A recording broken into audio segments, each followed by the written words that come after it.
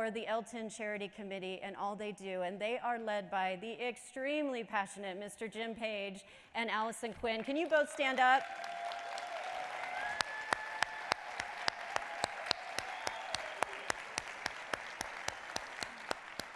Thank you both and the team for all you're doing. Amazing.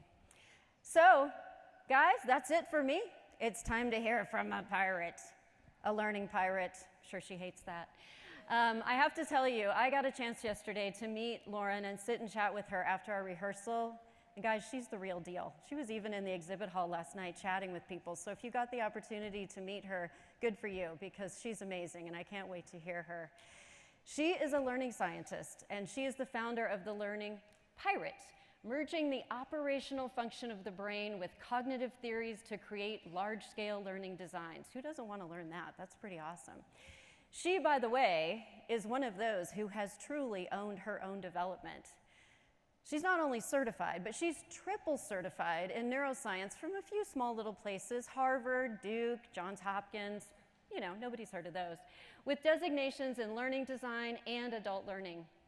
She has designed and implemented learning programs for very ambitious organizational change initiatives, national sales and marketing meetings, so she knows what we do, and she's launched large-scale onboarding programs as well. So today, she's going to take you inside the neuroscience of learning, revealing the science behind how the brain works. Sounds a little scary, isn't it? And how we learn, how we retain, and how we apply knowledge. She's going to share some science-based strategies with us, and she'll help you build better learning, boost your retention, and drive real-world performance. So, in our true LTEN way, let's please give a warm welcome to our learning pirate, Lauren Waldman. Lauren, come on down.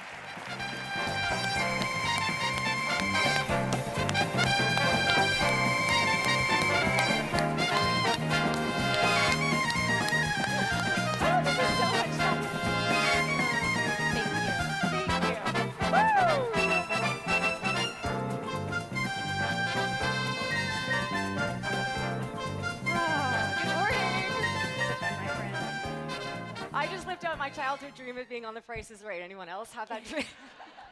On the count of three, what was your favorite game on The Price is Right when you were a kid? 1, 2, 3. Plinko. Majority here is Plinko.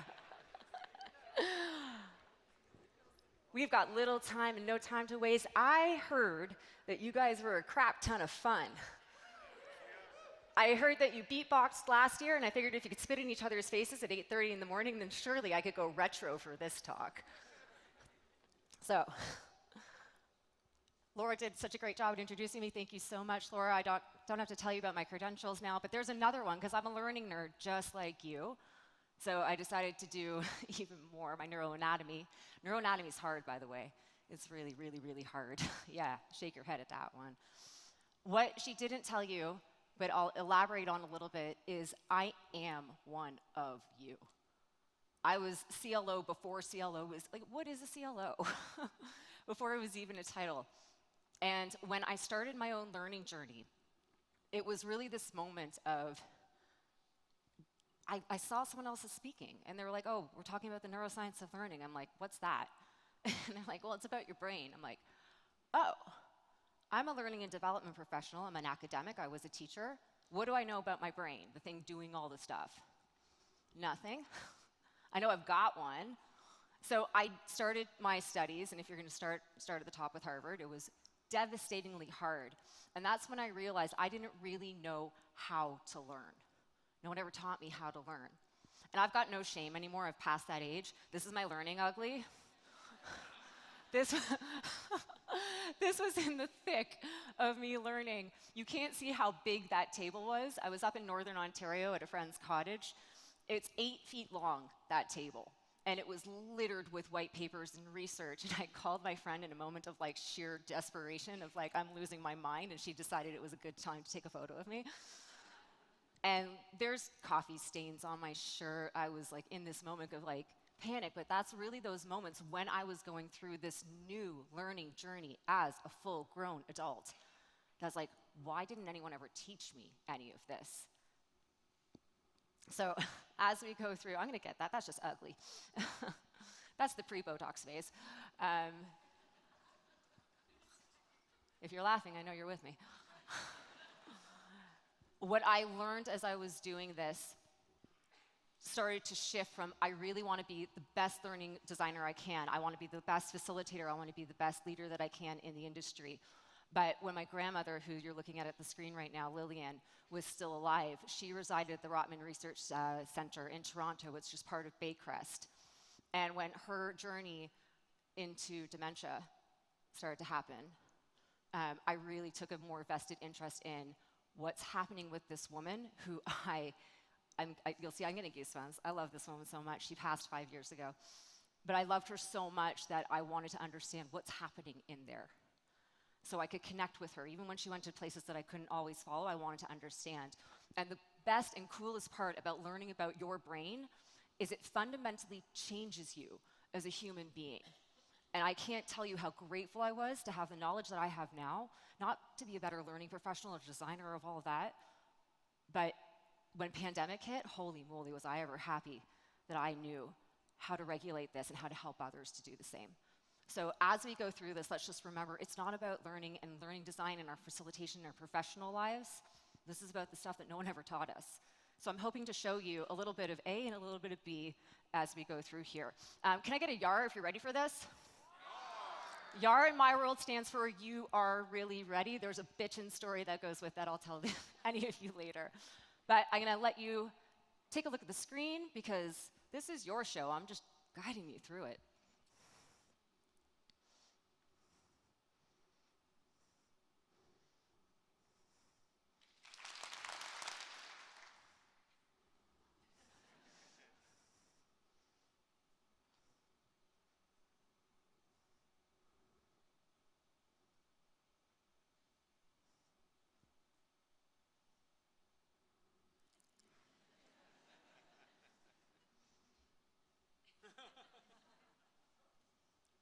There's always one who just starts to get up and then regrets that decision.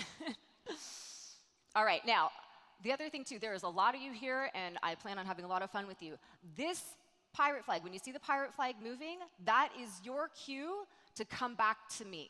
Because there's I don't want to be the teacher in front of the classroom going, guys, when you see that, come back to me, sit down, and we'll continue with the show. So let's see what you're working with, shall we? If you would like to take your left hand and make a fist and throw your thumb on top of that, and do the same thing with the right one, put your thumb on top, put those bad boys together, take a look down and hold that there. That's roughly the size of your 3 pounds of brain. Keep them there. Now what I'd like you to do is I would like you to hold those way up in the air and look around the room and see what everyone else is working with. Size doesn't matter, I heard that. But let's check out one of these real ones. Now, I will say, if any of my Learning Pirate crew is in the audience right now, you know some of the tips, tricks, and fun things that are going to happen, so let everyone else have a shot first. This is a real, beautiful, gorgeous brain, but it is not a human's brain. So this is your now task. Not a human's brain. Yell it out. I've heard everything. Whose brain is this? Monkey? I got monkey in the back. Elephant? Someone knew the answer. It's a fruit fly. It's your common day, everyday fruit fly. You know what the best answer I ever got, and I lost it on stage? Someone yelled out lobster. And I cracked up, and I realized, I'm sure somewhere in the world there's a scientist working on a lobster. This is a common day fruit fly. 100,000 neurons, the cells that we're going to look at, 100 meters of wiring. They are small, but they are mighty. Think about when you're going to swat them away, how fast they can get away from you. So let's take a look at neurons. There are several different types of neurons, but they've all got these basic parts, and you can follow along with me if you'd like with your hands. So if you bring your hand up and draw a circle on your palm, that's going to represent the cell body, the soma. And then outside, when we were learning, when we were experiencing, when we were creating new memories, we've got these tree branch-like structures that are going to start to grow out of them. And these are the receivers. So we've got chemical and electrical signals. So they're going to receive those signals. And then your arm is going to act as like that highway. So the electrical signal comes in through the dendrites. If it's strong enough, it's going to pass through the soma, the cell body. It's going to shoot down that highway, and it's going to go to a different part, which we're going to explore in a second. And then we've got these chemical and electrical reactions that are constantly happening. You put one of them together, and you get a very poorly drawn one done by me. We don't need to be perfect. AI is thinking that everything's got to be perfect. Take out your crayons. Now, this is one cell in a brain. This is just one. It's actually from a mouse, and it's from the back of the head for the visual centers called the occipital lobe. But this is just one. And you've got 86 billion of those in there. You can turn to the person next to you and be like, I'm a billionaire. Impressed? But what's really cool, like I said, and maybe you've never seen this before, but you're going to see it now, is we grow them.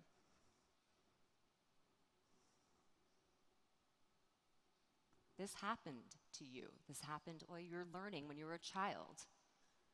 Now, this is a really cool part. This neuron was grown in a petri dish, and the one that's on the top of the screen is an irregular one, so it's not growing out dendrites.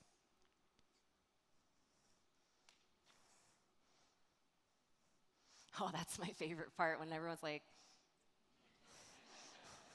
I know, we haven't had coffee yet. So this gorgeous specimen is one of ours. This is from Duke. And all of those beautiful colors that you see, they're not there just for fun. Those are tracks. Those show us all different areas and where they're going and how everything is crisscrossing around from front to back, from left to right. Now, the fruit fly had 100 meters, not that much, right? 100 meters of wiring. Us gorgeous humans. Do you like how I made this book Canadian and American friendly? There's enough wiring in your heads for me to wrap the earth 4 times. You know when I found out this fact, the image that came to mind, you guys remember like when clowns used to take things out of their nose? I kept thinking how long they'd have to stand there. Are you impressed with yourselves? Yeah? I like that one. I am. So, we've got, thank you to the front row. You're making it great for me.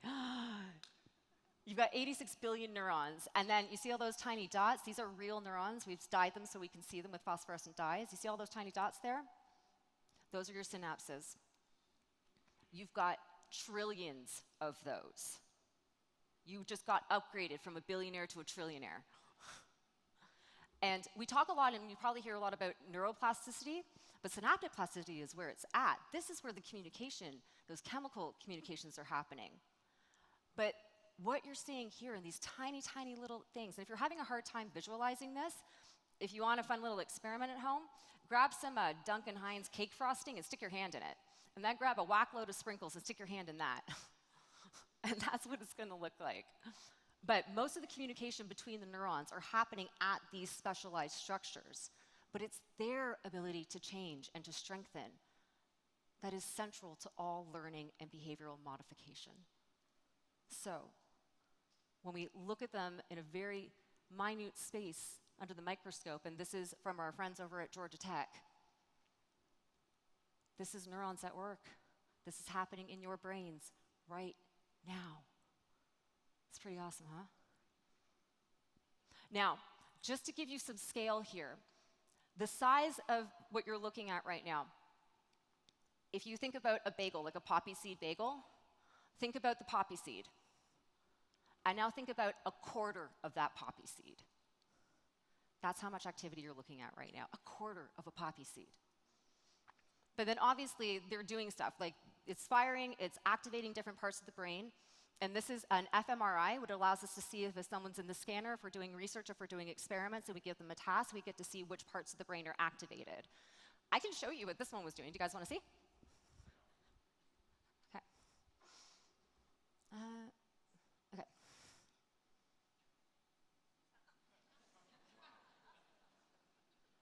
It was doing nothing. Even when you guys are blankly staring at a wall, you're lit up like a Christmas tree at a rave. There's so much activation happening in our brains at all times, and we know so much. Why aren't we using it? But why don't we see if we can activate some different functions in your brains right now?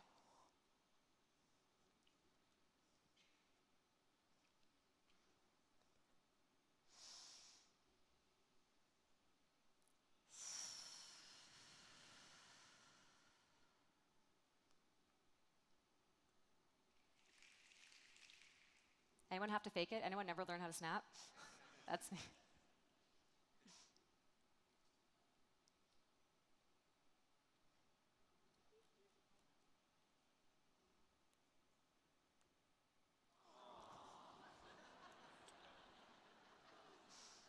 And you tell me I can't design learning for a brain? Do you know what I love? I'm still waiting for the day that I'm in front of a crowd, like 1,000 or more people. I've never had it happen that someone runs away screaming. You all have that same reaction. We just activated. So what did we just do? What parts of this brain that we literally just activated in your brain? Well, let's say we took a nice deep breath in, and we activated part of the brainstem called the medulla oblongata. It's your bridge to your spinal cord. So it's helping you to do things like breathe, keeps your heart going. And then you did snap, snap, snap, and the motor cortex came on board, as well as the cerebellum right back here. Cerebellum is for those fine-tuned motor movements. The cerebellum, here's a really fun fact that I learned about the cerebellum. So the cerebellum is also really intricate to keeping your balance, your equilibrium.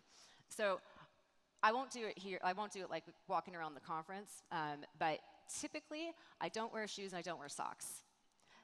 Because as we age, we want that sensory reception so that we can keep our equilibrium as we age, right? That we wear shoes and socks all the time, so we're not really feeling those senses and the signals going up to our brain. So I always walk around without shoes and socks.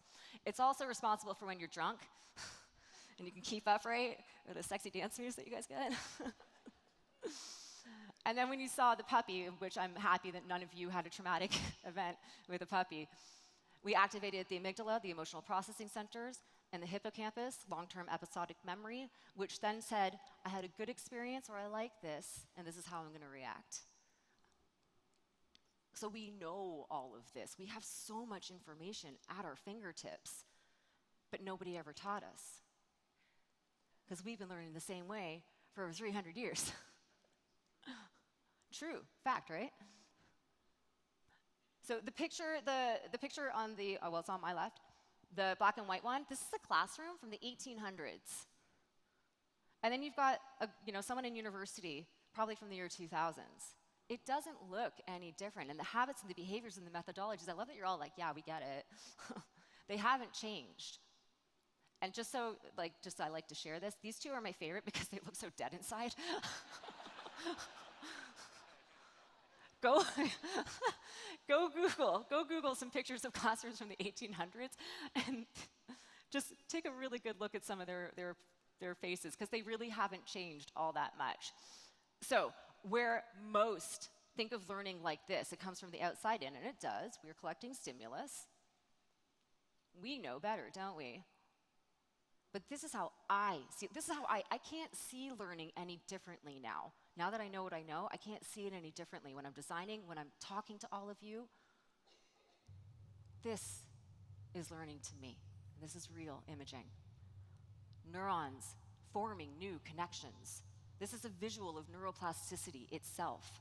This is it in action. This is the foundation of how we learn, how we gain new abilities. Take a moment and just absorb that for a second. It's happening to you right now, just not this fast.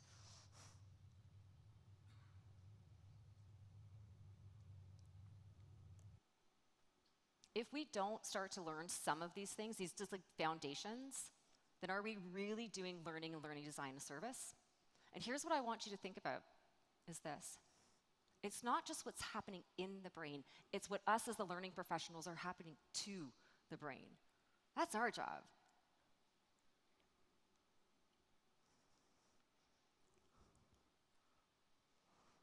A little higher, please. Some of you are confused. It's okay. We can talk it out later. Do me a favor.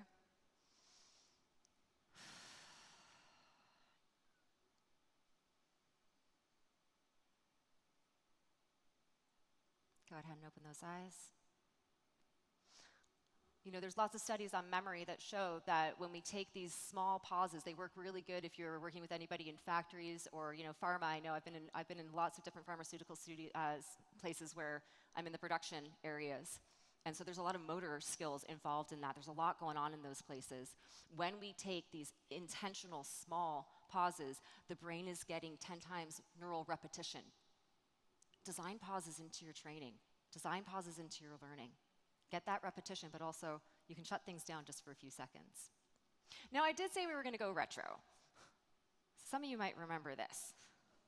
And some of you don't have any clue who that is.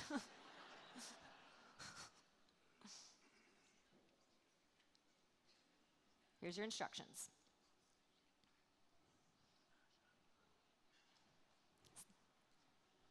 I hear a memory just got triggered in the front row here. I could hear you say it. Here we go. All I hear all day long at school is how great Marcia is at this, or how wonderful Marcia did that. Marcia, Marcia, Marcia. So are you laughing because of Marcia, or is it because you're laughing because you just replaced the word Marcia with learning? All I hear every day is how great learning is at that, how wonderful learning is at this. Learning, learning, learning. We're forgetting something very critical. Learning is the process. Memory is the outcome. Memory is the Jan, you know?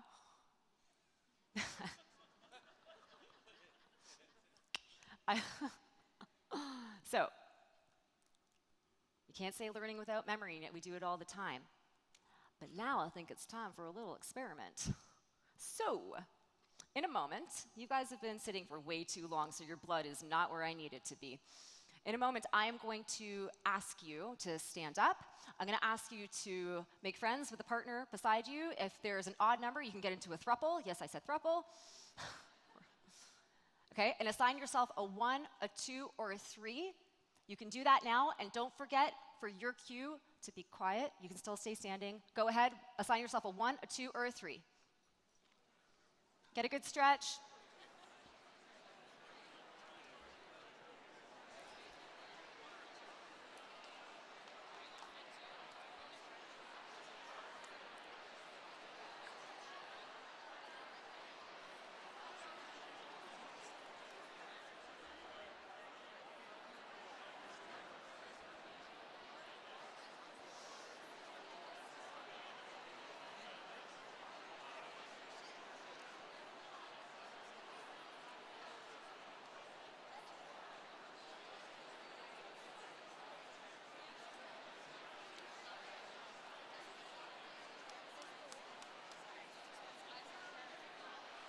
Good job.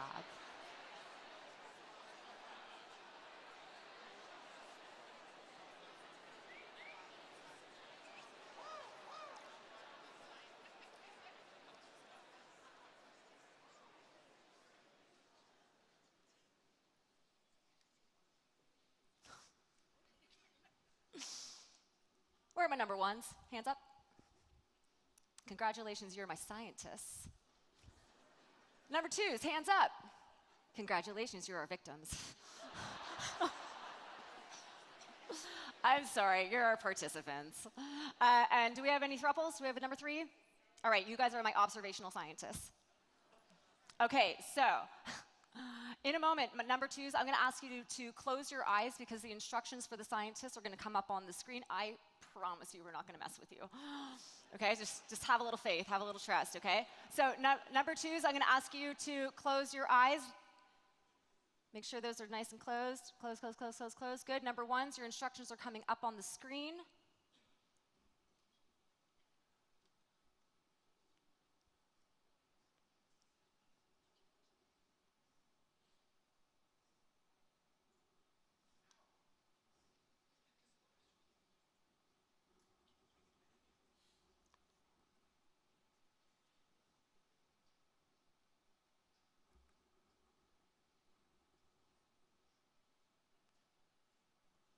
All right, let the experiment begin. Number 2s, open your eyes.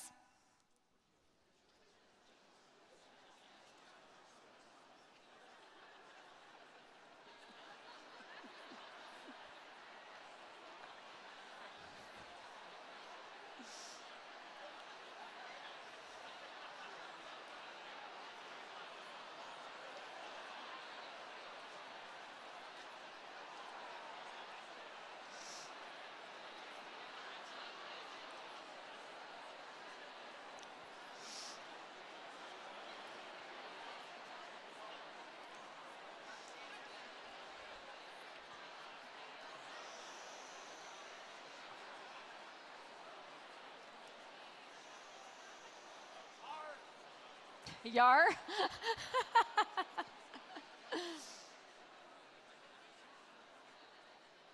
All right, let's debrief. Scientists, observational scientists, how many of you, when you asked the question, saw this?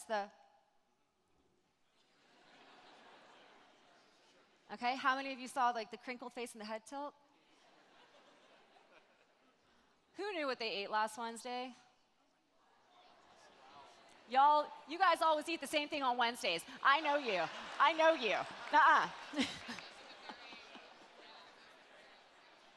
It is not too often that we get to see the brain actively recall or try to recall a memory, and that's exactly what you just witnessed. Before you sit down, give yourself a little get that brain.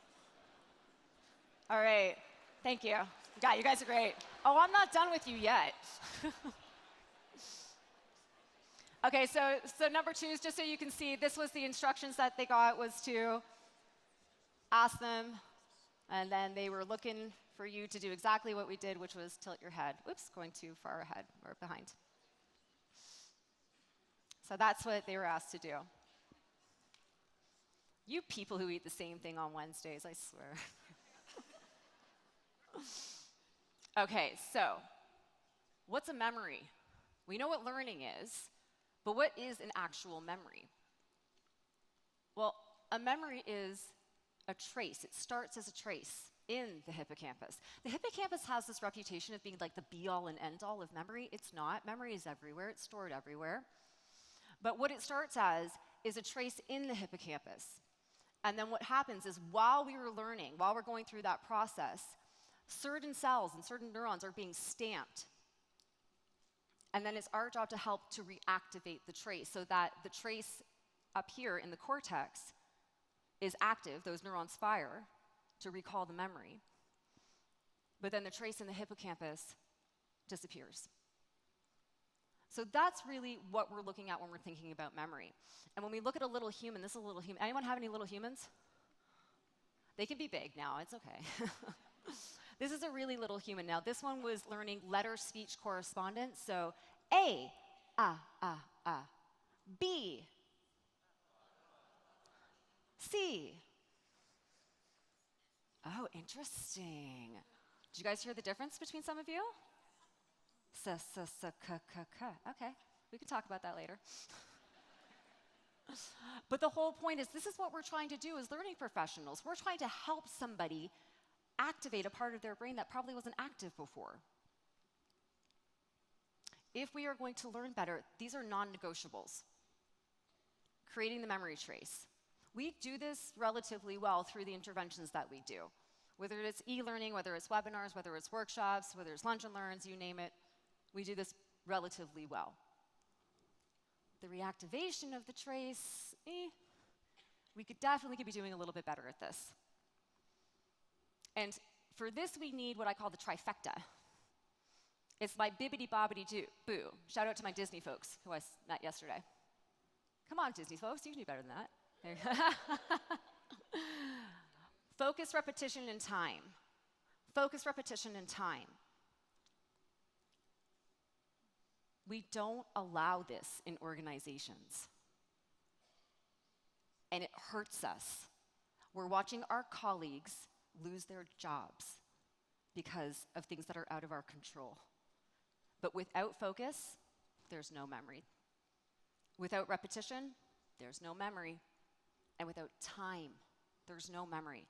The brain consolidates memories while we are sleeping, which is why sleep is so critical for learning amongst everything else that we do in our lives. Why don't we play a game?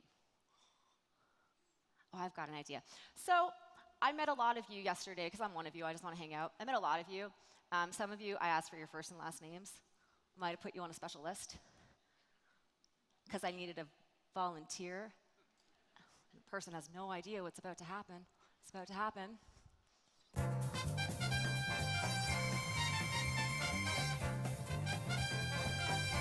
Sean Grant, come on down, give a big round of applause. You are my contestant at my LTEN Keynote. Come on I think it needs a little.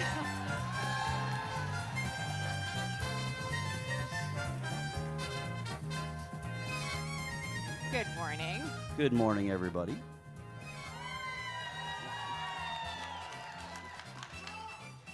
And where are you coming from today, Sean? Titusville, New Jersey. Titusville, New Jersey. All right, now, Sean, as we do on The Price is Right, we tell you what you're going to be playing for. Why did that just disappear? There we go.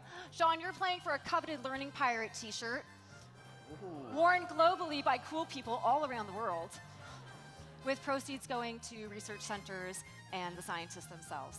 So this is what you're playing for. Now, you're allowed to help. This is The Price is Right. You're allowed to help. However, if I see any of your faces glowing, I'm going to know that you're cheating for him. Now, Sean, you are going to play a game we like to call Logo or No-Go. Right. Now, you are going to see a pair of logos, very popular logos, and your job with the help of our audience is to tell us, is logo number 1 the correct one or logo number 2? All right? All right. So you can, oh, I think they switched it up here. You can look Yeah, here. Yep. let's see. Here we go. For all your doom scrolling needs at the end of the day, Sean, Instagram. Logo number 1, do you need some help? What? Logo number 2. Oh, cheating. Don't think I won't call you out.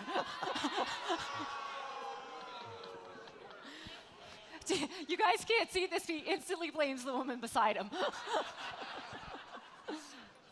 Final answer is? Number 2. Number 2 is the correct answer. All right. All right. You guys are my go-to. All right. Now, do you like online shopping? Of course. Of course. So then you'll be familiar with Amazon. It's what all of our people are doing when they're supposed to be doing our e-learning.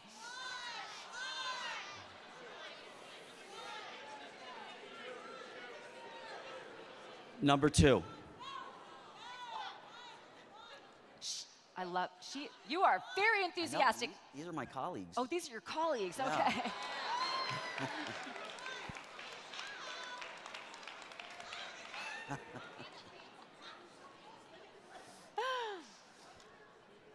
People in my home love Amazon. Yeah.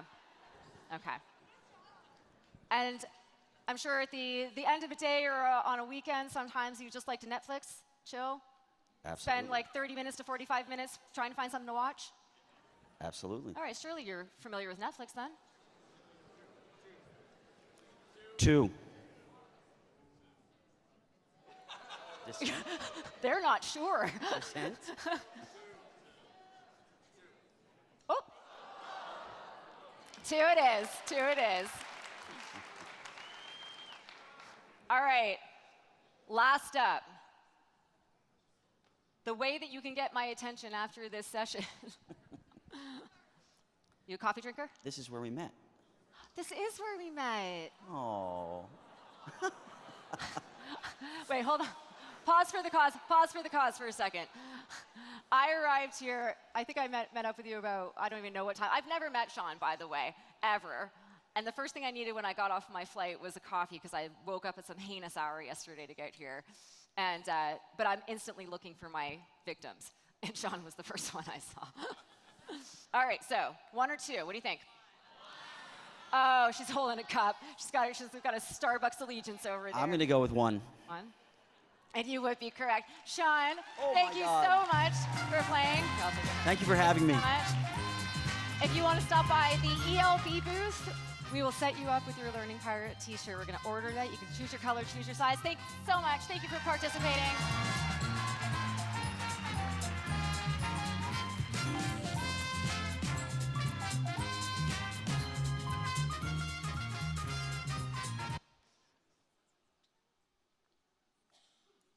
You guys been in an office before where they put up all these training information and it's like in the kitchenette, it's at a cubicle, it's like you're walking down the hall, it's by the elevator, it's in the elevator, it's in the toilet stalls. You know how many times I've gone into organizations and stopped someone and said, hey, do you know all those notices? They're like, yeah, the pink ones. I'm like, what's on it? No clue. Repeat exposure does not equate to deep processing. We need to deeply process something. We need that focus. And just as important as focus is defocusing. right? We need to keep these things. I always say the brain is expensive and the currency is energy. So we need to wind it down a bit. So I'm going to bring you to my favorite place, the forest. I'm just going to ask you to just find a place on the screen and just enjoy that for a second, just lovingly gaze. Refocus. We're going to trigger a little bit of acetylcholine. Relax. Enjoy.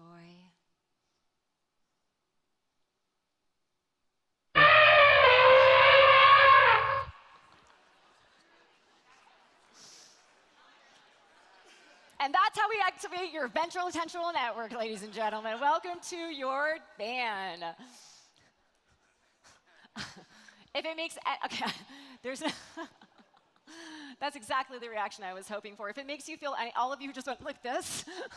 Apparently when they were doing sound check this morning, I wasn't here, the whole production crew got the bejeebas scared out of them. By the way, thank you to the entire production crew for putting up with my cockamamie stuff. Production crew, Levi, Rebecca, Kimberly, Stephanie, everybody who's helping with all of this. So we just activated your van, and van is part of your power team of attentional networks and focus. Now, as you can imagine, van is activated when something surprising happens, right? He's going to kick into gear when things around you change. You ever been sitting somewhere and you just like smell something all of a sudden, and then your brain goes, "What's that smell?" That's van. And he plays a really great role in detecting novelty. And I love to use van as a redirection to focus. I love designing with van. We can't press on that button too hard though, right? Now, we have been learning and we have been activating our ventral attentional network, our bottom up, since we were kids. And you don't really realize it, but you might see yourself in one of these. Now, this isn't you guys. This never happens to you, so don't worry. This is like your friends and your colleagues. Hi, Tim. It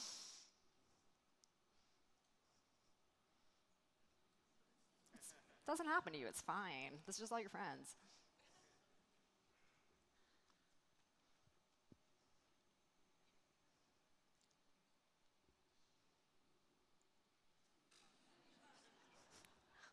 We just got a really great reaction in the front. She went, as if I could look at LinkedIn for just 1 minute. Here's the thing about van. It doesn't ask for your attention. Grabs it.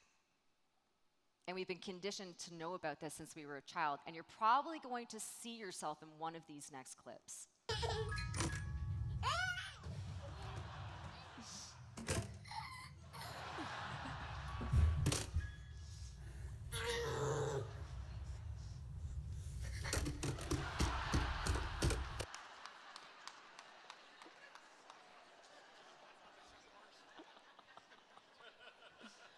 I have no shame in admitting I'm that last kid. Van grabs your attention, doesn't ask for it. Now, when we go into learning design, learning for ourselves, facilitation, we're using things like surprise elements. Have I surprised you? Yes. Visual attention cues. Now, on the count of 3, you're going to tell me, I have been using one color and one color only to draw your attention to certain words when I wanted you to look at them. On the count of 3, what's the color? 1, 2, 3. Green. Oh, wow. And they say you don't design learning for the brain. And error is fuel. I haven't put in any errors. We can talk about that just over the next couple of days. Talk to me about that. But when we make a mistake, we tend to remember, right? When you were a kid, did you do anything like severely epic? Anyone try to like burn their house down by accident by making waffles on a Saturday morning while their parents were asleep? Yeah, me neither. So we've got Van, but then we've got Dan. And I like to call Dan the frenemy. They need each other. Now, Dan is really important because Dan is our top-down. And it's really important to sustained focus. So when we were learning, when we were designing learning, we really want to activate Dan because we need that sustained focus. And we have to design all of this and learn for ourselves with intention and with strategy. So we're going to activate Dan to do this. Now, Dan's a doer. Dan really likes to do. So think about when you're looking for your car in a parking lot. Dan's activated. When you leave here today and you're running around to a session, or you go into the conference hall and you're looking for your friend, Dan's at work. Now, remember this: sustained attention to focus. This is critical in the learning process. Without it, we are not really making that nice engram, that trace. We need that trace so that we can project it back up to the cortex again, strengthen the memory so that we see something transferable later. So, this is where you guys are actually really good. I have faith that you do all of these things.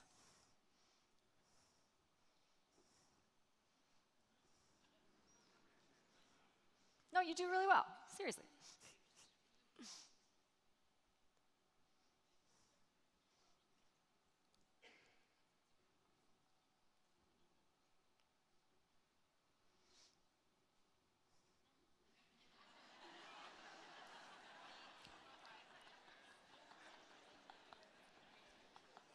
We're so good at that. We're so good. Even when you're using ChatGPT, you're still going at it. At least a few times. Now let's really have a think about our learning, helping other people learn, our facilitation, everything, right? So, clear instructional goals. Clear instructional goals are not objectives. Clear instructional goals are very sharp. They are purposeful. They are pointed. An instructional goal is not watch this video. A clear, sharp, pointed instructional goal is watch this video and look out for 3, technically fill in the blank here. Those are sharp, they're intentional. It's okay when we are facilitating, when we are learning, and when we are designing to be quite literal with our instructions to our learners. Guide them. I was teaching a program the other day, and our whole 2 hours was on focus and attention. And I sort of said to them, I said, we are the Sherpas of attention. We are the Sherpas of focus for all my designers out there. Or if you're facilitating, we are those Sherpas. So think about that. How are you going to guide it? So clear instructional goals is one. Interactive and engaging tasks. Have you been interacted and engaged? Thanks. Now, we can't over-novelize things. People like things to be fun. We want things to be fun. But when we over-novelize things, the brain goes seeking it. And then it's going to start bypassing the things that it really needs to focus on. So if you're going to use novelty, because the brain loves novelty, but if you're going to use it, you have to use it with strategy, and you have to use it with intention. I tell my instructional designers that I'm training those words over and over and over again. Intention and strategy. Why are you using this color? Why are you using this sound? Why are you placing this picture here? Why? And then the question that they're always asking themselves is this: am I working with the brain, or am I working against it? Because often we're working against them for multiple different reasons. Variability and novelty, again, you just can't do this. However, as you saw with Van, when we activate novelty, when we activate surprise, it helps us to redirect focus to something. But what you want to do is you want to keep it contextually relevant, right? I know I didn't do it with the elephant, but like, it was just fun. But make sure that you're using it within the context of whatever it is that you're helping somebody else to learn, including yourselves. This goes for us too. I wish I had more time, because one topic that I would definitely love to cover would be cognitive control and metacognition.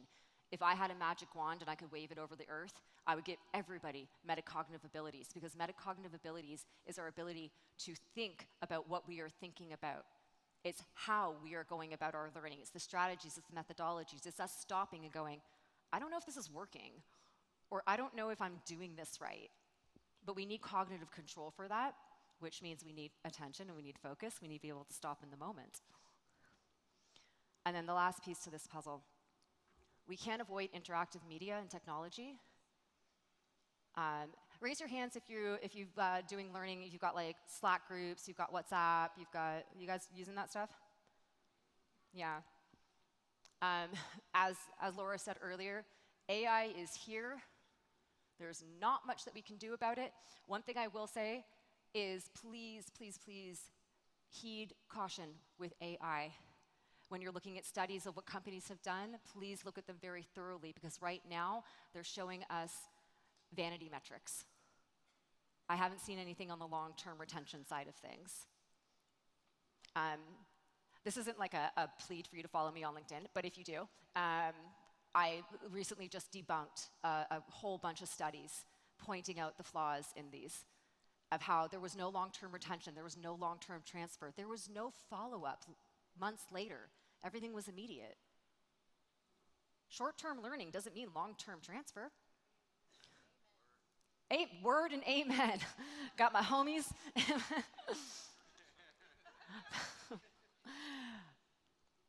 So for yourself, and even when you're going through the conference here today, right? There's a lot of stimuli coming at you. You're gonna be exhausted by 2, 3 o'clock.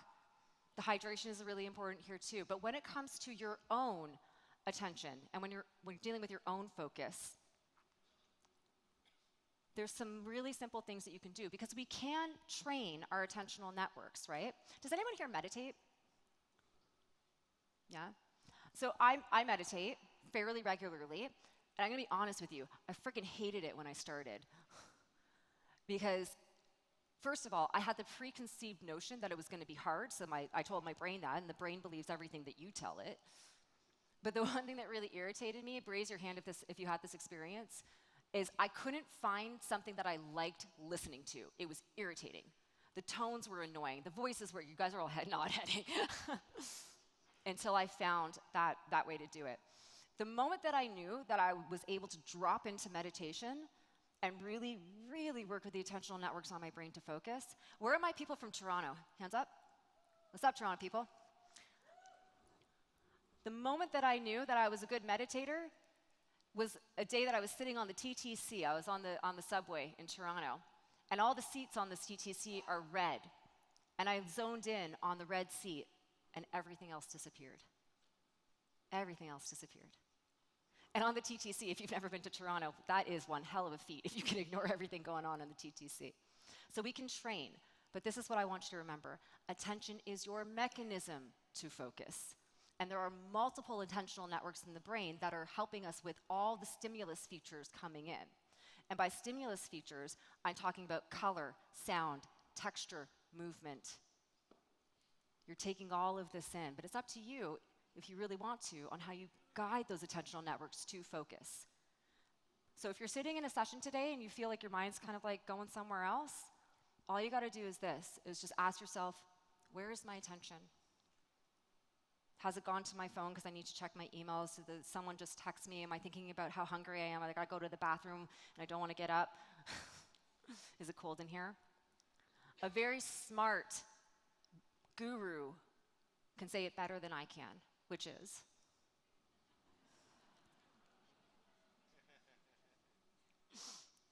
so, it's a throwback to the 70s and the 80s. Yoda had to be in there. So as we wind up our time here together, I can tell you, if you thought that, 57 minutes was gonna be enough time for me to tell you everything about the brain, the most complex thing on the planet, it was never gonna be enough time. But as we go through our day today, first of all, I'm sticking around for the conference. I don't get very many opportunities to hang out and go to sessions and learn, and I have the opportunity now, so I'm gonna just be chilling with you. Please don't be, if I come into your session, can you not be afraid of me? Also, my friends over at ELB, they're letting me park my tushy there, so I can be easily found, so I can just hang out and answer questions, talk learning with you, learning nerd out with you. Anything that you'd like to pick my brain about, I'll be around. But think about this. And also, inevitably, there's gonna be a few of you, actually more than a few of you, who are gonna come up to me and be like, do you have a book? I'm like, nope. Are you gonna write a book? Nope. I love books, I really do. But because of the work that I do now, I felt that I could do so much better than a book. I could do something that took everything that I knew and put it into something so that I wasn't the author of the book. You are the author of the book. And here it is. Joining forces with your brain is an interactive, as in you're not just sitting there watching me lecture at you, learning series that explores how amazing your brain is and how much more you can do with it. Masterfully designed by me. I'm Lauren, a scientific learning designer, a learning scientist, and all-around very awesome person with cool hair, or so I've been told. Now, on this journey, I'm going to show you how your brain works and how you can learn much better when you know what's going on in there. I'm going to guide you through brain-activating experiments and give you the knowledge and the practices so you can cultivate very valuable human skills, like how to focus better and how to strengthen your memory, have better control and awareness of your thoughts. I also like to have an extreme amount of fun, so you can definitely expect the unexpected. So I'd love to invite you to chase some curiosity and join the Learning Pirate crew on the journey to joining forces with your brain. I'll see you there. Oh, come on. Great.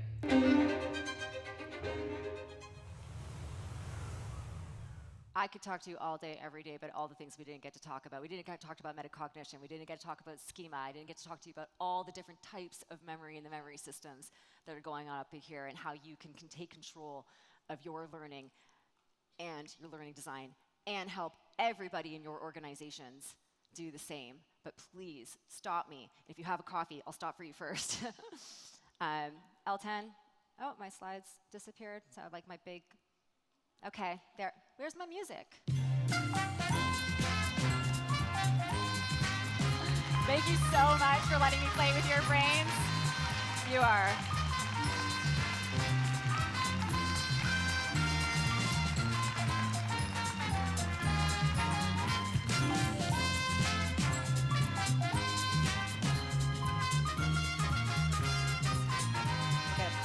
She's a hugger. I love it.